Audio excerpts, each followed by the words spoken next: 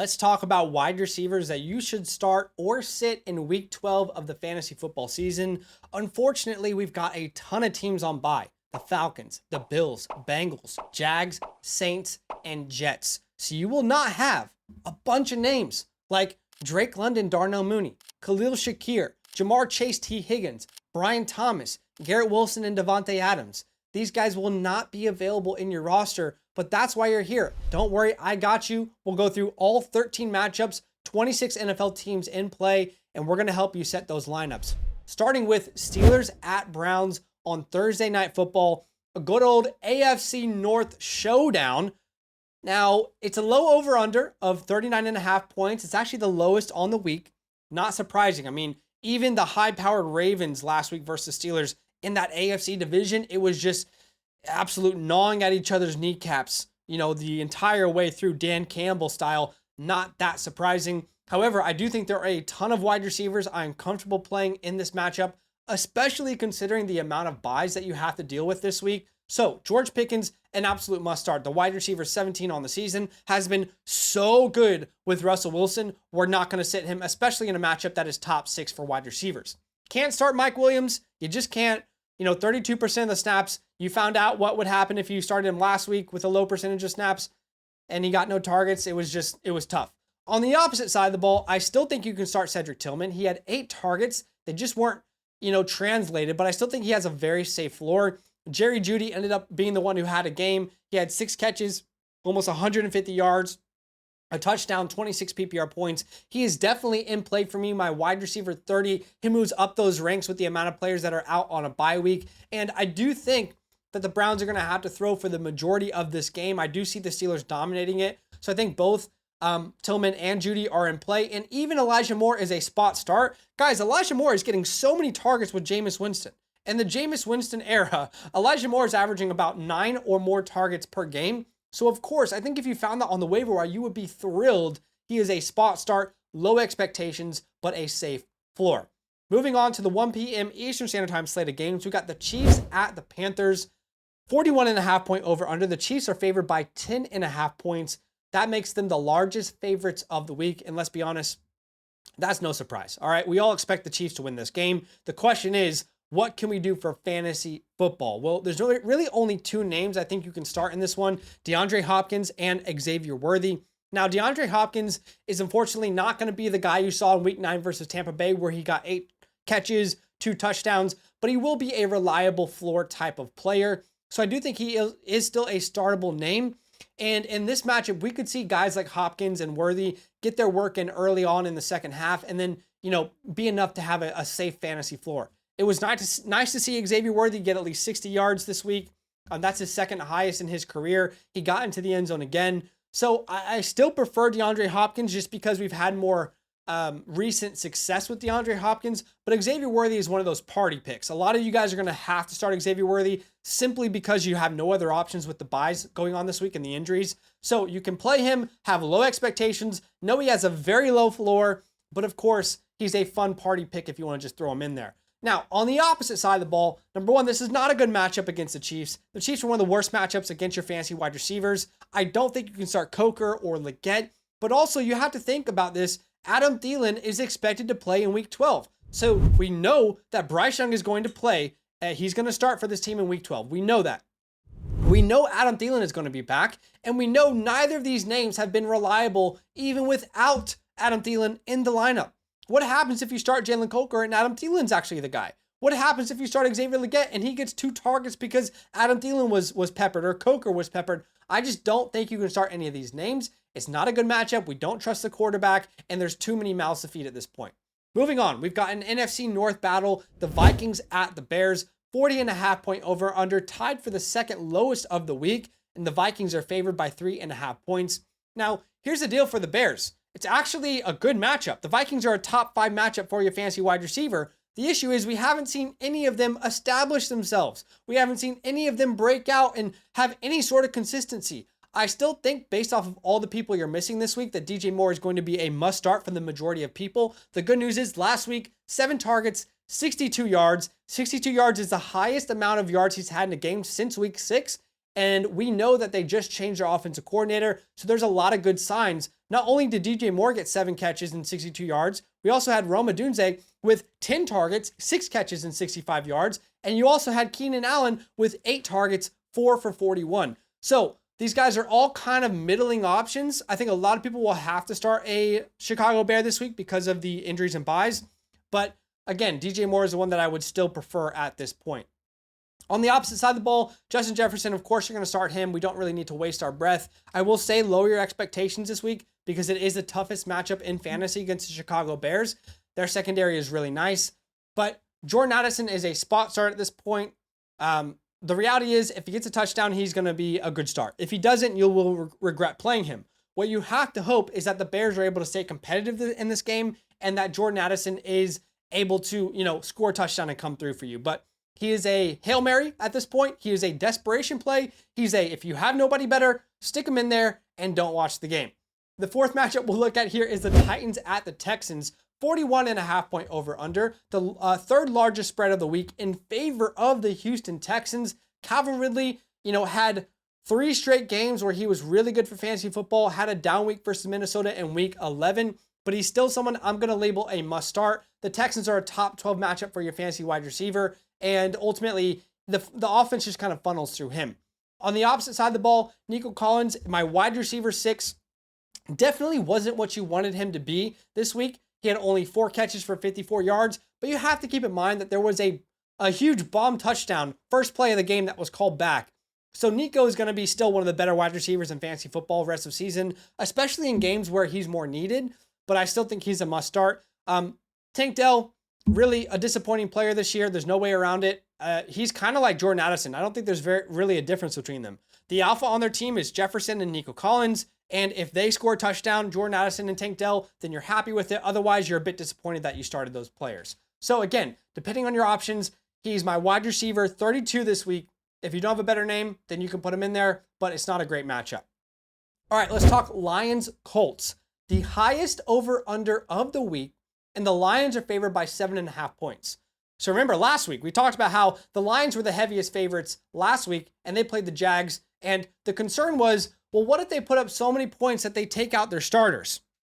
I don't think we need to worry about that anymore because these guys were dominating this game, leaving their starters in well into the third and fourth quarter and just absolutely pile driving the Jaguars into the ground.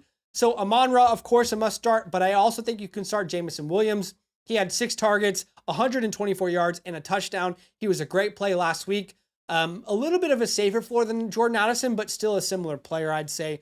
And on the opposite side of the ball, the Colts, this is a top 4 matchup for your wide receiver. I think Josh Downs is the only safe play. Downs is actually the wide receiver 16 in fantasy football. He's been so good, and he's had a couple really big boom games with Anthony Richardson anyway. He's the most reliable name. I don't trust anybody else. If you got to start Pittman, sure, but expect, a low floor. Expect a 10-point game, a 5-point game. I just don't trust any other name, especially with Anthony Richardson, having that history of inconsistencies. The 6th matchup we'll look at is an AFC East game. Patriots at Dolphins, 45.5 point over under, and the Dolphins are favored by 7 points. Let's start with the Patriots side of the ball. Pop Douglas had a pretty good game last week, at least a floor. 7 targets, 5 catches, 60 yards, gave you about 11 PPR points. He is the only name, he remains the only name that you can start with any sort of safety as a floor.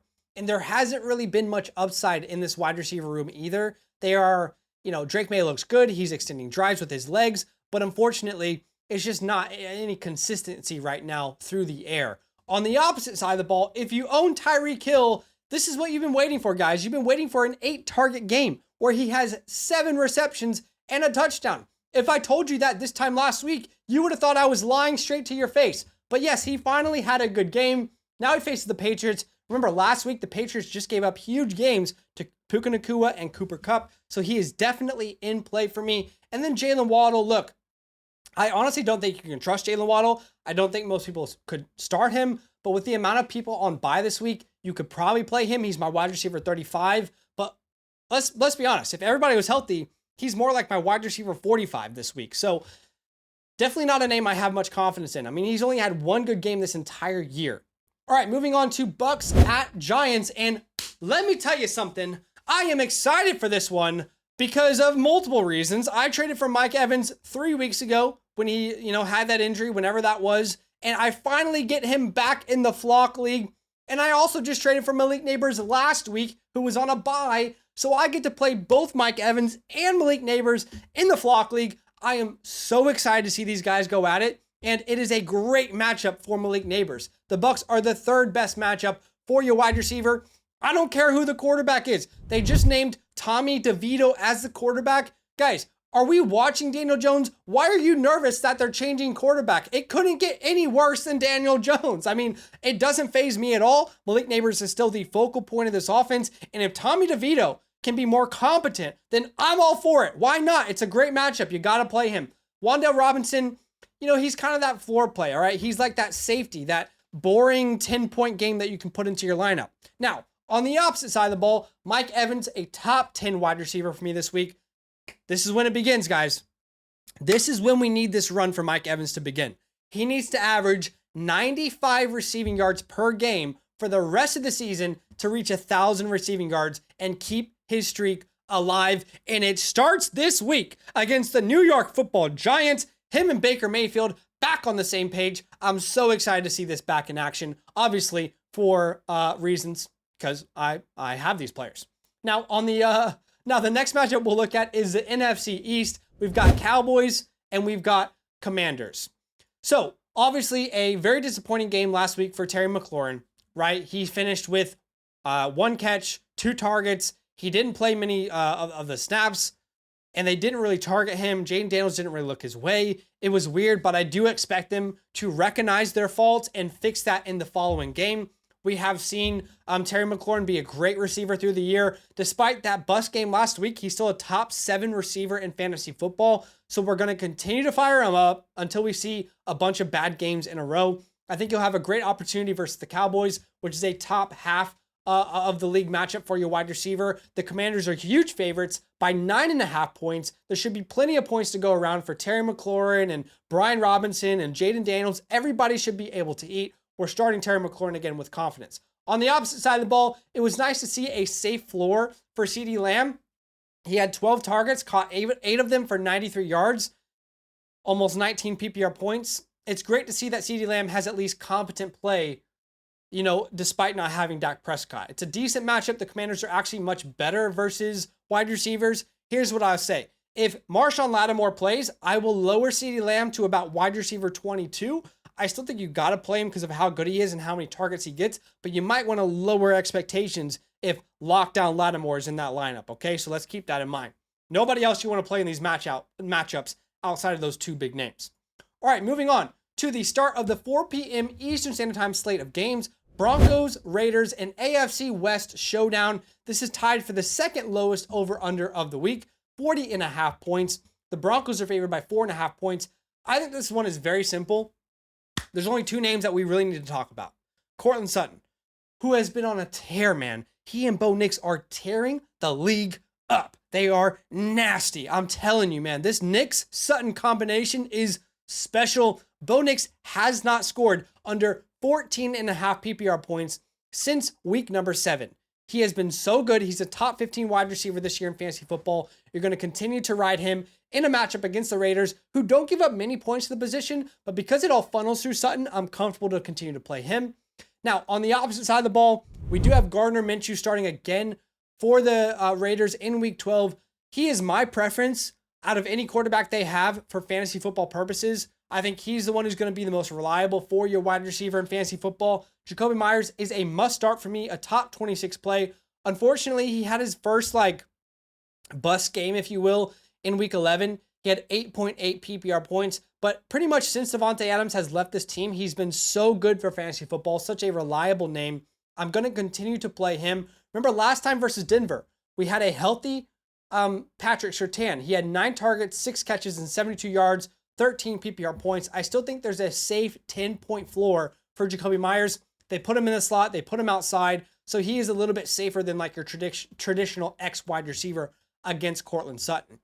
All right, moving on. We've got Packers, Niners. And this is at Green Bay. A 47.5 point over-under. The next 3 matchups are all high over-unders. They're fun to talk about for offensive purposes. Now, the Packers are 22nd in points allowed, so it's a tougher matchup against your wide receivers. Deebo Samuel is my wide receiver 19. I still think there is a boom game somewhere for Deebo Samuel. Why not in a high over-under competitive close matchup? Why can't this be the week Deebo Samuel pops up? I think it could be. Now, you'll notice though, I do have Juwan Jennings ranked higher than him. I have Juwan Jennings ranked as my wide receiver 16, Deebo as my wide receiver 19. I do prefer Juwan Jennings. He's averaging 11 targets per game since the bye week. He's averaging 92 receiving yards per game since the bye week. He's averaging over 18 points per game since the bye week. He's a wide receiver 20 on the season. He is there, Brandon Ayuk. He is. As far as Ricky Pearsall goes, I don't know if you can play him. He's coming off a matchup with 0 catches, so we might need to see consistency before he goes back into your lineup.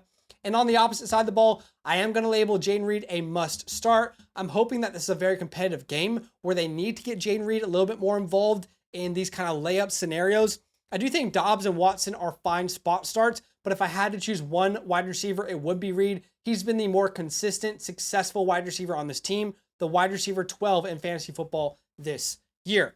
All right, moving on to the Cardinals at the Seahawks. NFC West, Marvin Harrison Jr. is a must start for me. He's had a couple really good games recently versus the Jets, a good defense in week 10. He had 5 catches, 54 yards, and a touchdown versus Miami, which is a very tough defense as well in week 8. He had 6 catches, 111 yards, and a touchdown. He has been getting better and better and better. In a matchup versus Seahawks, a top 10 matchup for fantasy wide receivers, a game that should be competitive. He is absolutely in play. Now, on the opposite side of the ball, DK Metcalf, of course, you're going to start him. We know his boom potential, but JSN is really starting to get some consistency in his game. Week 9, we know he had the blow-up game, 2 touchdowns, 37 PPR points, 180 yards, but we were all thinking the same thing. Well, DK Metcalf wasn't healthy. DK Metcalf wasn't playing. Well, first game back with DK Metcalf, he has 10 catches, 110 yards, almost 22 PPR points. I am loving the way they're using JSN. I am going to label him a must start and what should be a very competitive game with a high over-under. All right, Sunday Night Football, we've got Eagles, Rams, 47.5 point over-under. A.J. Brown, Devonta Smith, of course you're going to start both of these names. It's a top 12 matchup against the Rams for your wide receivers. The Rams are good enough offensively as well to keep this competitive, so you love to see that for Devonta Smith and A.J. Brown. And on the opposite side, of course, you're going to start Cooper Kupp and Puka Nacua. I know it's a bad matchup, but the reality is Terry McLaurin was shut down last week because they double and triple covered him. Do you think the Eagles are going to be able to do you think they're going to be able to double and triple cover Puka Nacua and Cooper Kupp? Probably not. Not when there's 2 guys on the field that can do that each and every week, right? So it's going to be a much better situation for these Rams wide receivers than Washington last week, in my humble opinion. And the last game of the week, Monday Night Football, Ravens at Chargers. This is actually a very big game for playoff contention. The Ravens are currently 7-4. The Chargers are 7-3. So this game means a lot for the playoffs. 48.5 point over-under, second highest over-under of the week. The Ravens are favored by 2.5 points. Zay Flowers is a must start. I do think they're going to have to throw the ball in this game. It will be a very competitive game throughout, the entire night, if you will. Chargers are kind of middle of the pack against wide receivers. And on the opposite side of the ball, one of my starts of the week last week was Ladd McConkey. We're going to ride him again. We're going to call him a must start again. He gets 9 targets compared to 8 for Quentin Johnston, but Ladd is not making any drops. He's playing really well. He had 123 yards versus the Bengals last week, and it's the best matchup in fantasy football for your wide receiver. So both Ladd McConkey in play, a must start, and Johnston as a spot start. The reality is, if Quentin Johnston scores a touchdown this year, thumbs up, good play. If he doesn't, thumbs down, bad play. But if you're going to play him in any game based off of the amount of buys and the matchup itself, this is the game to fire up Quentin Johnston. So I appreciate you guys watching the video. Do me a favor, hit that like button to show some love. Subscribe if you like the content. Now, if you got a question to ask me, a tough start sit question this week, check out the pinned comment. You can ask me a question at any time through the website. And if you don't have a membership over there, get one for free by becoming a LAND member with the promo code LAND, L-A-N-D. When you sign up for that for free, you'll get the expert consensus rankings, the My Team Analyzer, and the trade calculator all for free. I appreciate y'all for being here with us. And And let's go get some wins here in week number 12. The running back video is already on the channel, so go check that out. Now that those idiots are done talking, who needs some rankings? Hell yeah, I need some rankings. Then use promo code LAND, LAND, for 30% off any membership at flockfantasy.com. Oh.